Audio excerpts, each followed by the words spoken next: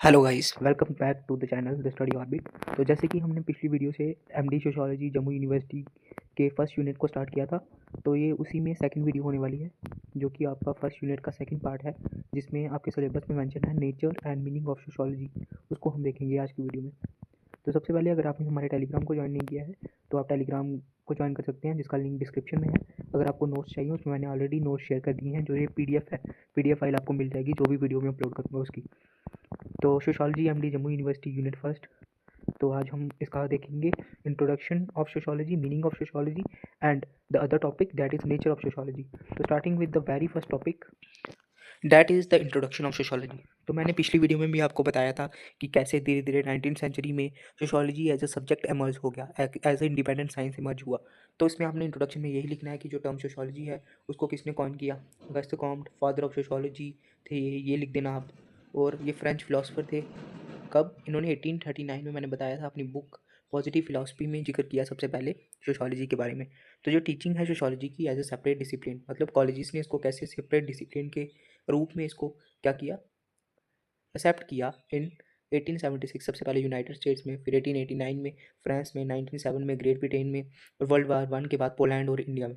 Poland और India में इसको वर्ल्ड वार जो फर्स्ट हुई उसके बाद इसको इंट्रोड्यूस किया गया।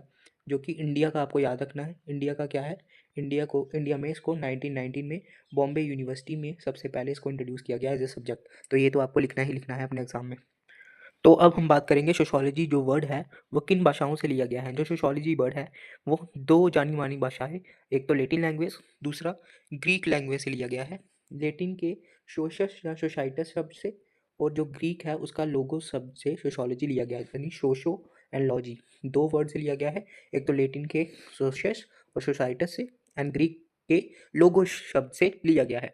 तो इसमें हम देखेंगे कि जो सोसाइटस है या सोशस है उसका मतलब होता है सोसाइटी, समाज, एंड जो लोगोस है उसका मतलब होता है स्टडी या साइंस।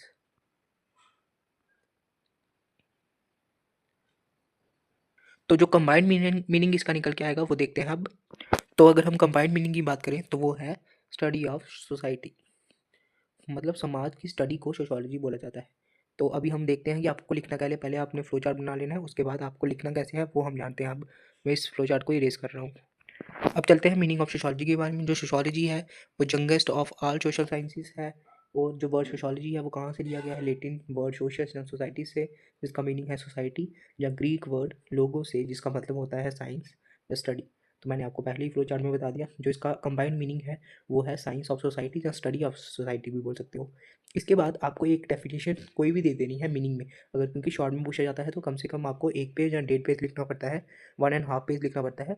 तो आप इधर कोई भी डेफिनेशन दे सकते हो। जैसे प्रोफेसर गिन्सबर्ग ने सोशियोलॉजी की डेफिनेशन दी हुई है, the study of society which is a web और टिश्यू ऑफ सोशल रिलेशनशिप्स।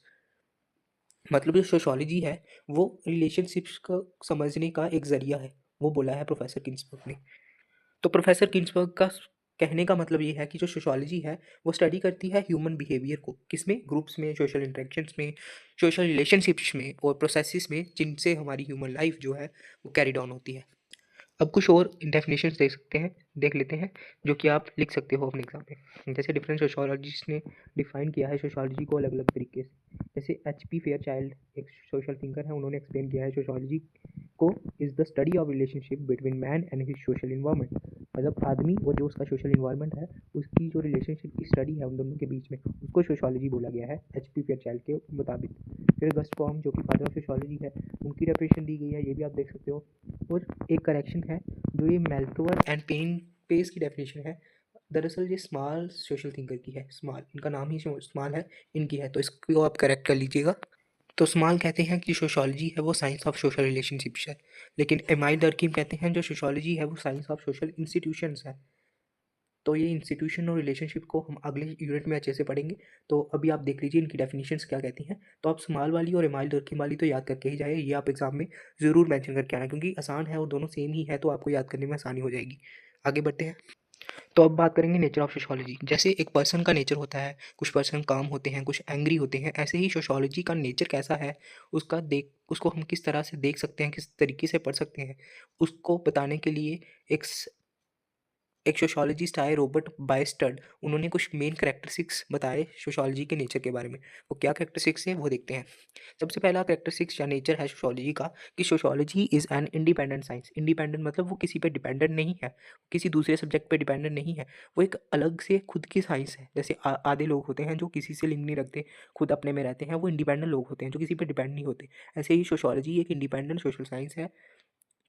तो आप इसमें लिख सकते हो sociology has emerged as independent social science with its own subject matter, क्योंकि इसके सब्जेक्ट मैटर बिल्कुल अलग है बाकी सोशल साइंस से। जैसे स्कोप भी अलग है, मेथड भी अलग है, और ये कोई ब्रांच ऑफ फिलोसफी का पार्ट नहीं है, ना कि हिस्ट्री का पार्ट है, ना कि पॉलिटिकल साइंस। यानी ये किसी सब्जेक्ट के अंडर नहीं आती है, ये अपनी खुद की एक सोशल साइंस है। आगे है sociology is a social science not a physical science. तो फिजिकल साइंसेस वो वाली होती हैं जिनमें एप्लीकेशन भी देखी जाती है, जैसे कि फिजिक्स, केमिस्ट्री एंड मैथमेटिक्स, वो क्या है सारी, और कंप्यूटर साइंस ये फिजिकल साइंसेस है।